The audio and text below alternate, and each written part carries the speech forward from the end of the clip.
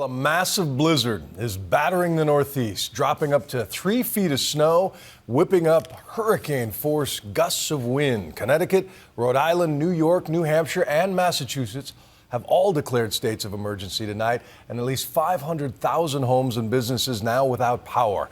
So while the rest of us hunker down to ride this thing out, our extreme weather team's Ginger Z is reporting from the bullseye of the storm, Boston, Massachusetts.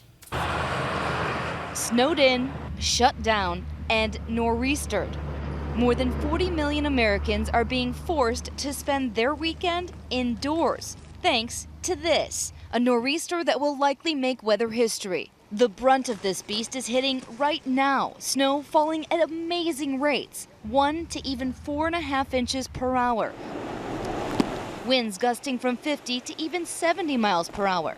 And on a crazy night where only the plows are running, we hopped in with the captain of this Boston City plow. Can you just push that handle down? This one? Yeah. Oh boy, now I'm driving. Oh boy. To see how the force was fighting the worst of it overnight. This is just the beginning of it. Yeah. We're about to get... We're in phase 1 right now. How long do you expect to be out tonight? Anywhere from 16 hours, 20 hours. Wow. It's a long shift. It's going to be a long shift for a lot of folks. This whole thing started when a snow-making clipper system, the one that dropped up to a foot of snow in Michigan, joined a moisture-filled storm from the south. The collision makes this nor'easter. These gusts are really starting to come at us now. You get a perspective from the light, just how fast this and hard the snow is starting to fall. This is a storm of major proportion.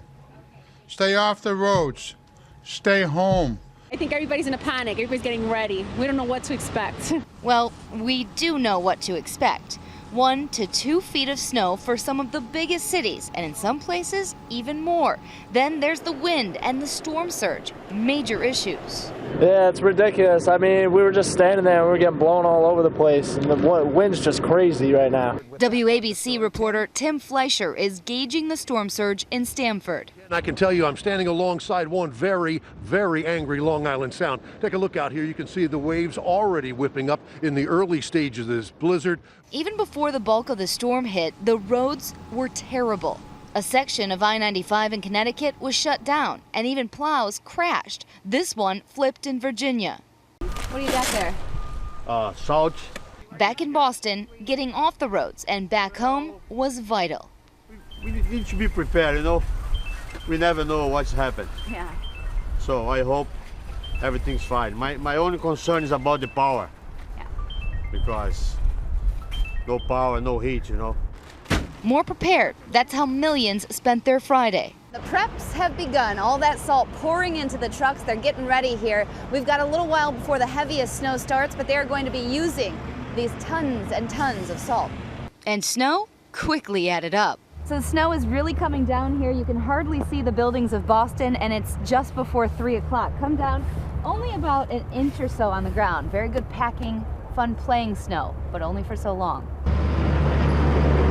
The entire city of Boston shut down early. Even Starbucks was closed. But that didn't stop some of the hardy few and their pets from getting outside. It looks like he's enjoying the snow. Absolutely, yeah. He's a little bit cooped up all day, so he needs to get some exercise. Yeah, before the big snow. Exactly. Yeah, you looking forward to it? Absolutely. Yeah, I got no car. I'm right by the park here, so got no reason to complain.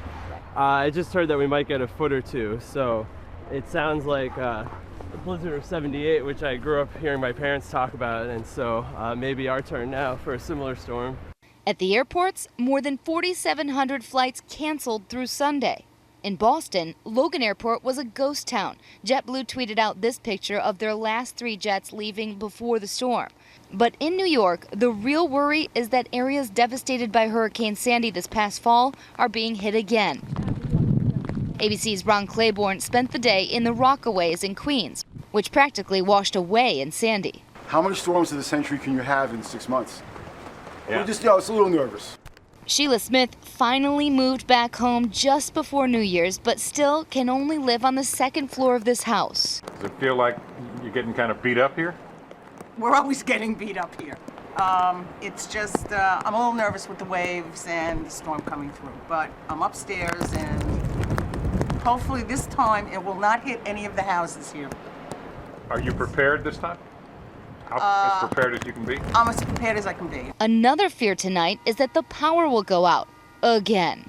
Your power lines go down, and you can see those power lines are so low, and you can see that pole is tilting. Yeah. So very often in a storm, we'll lose power for a day, or a day, half a day. So I got gas in my generator. We're more prepared than ever, I guess. And social media was abuzz with the images of the blizzard, some even celebrating the weather.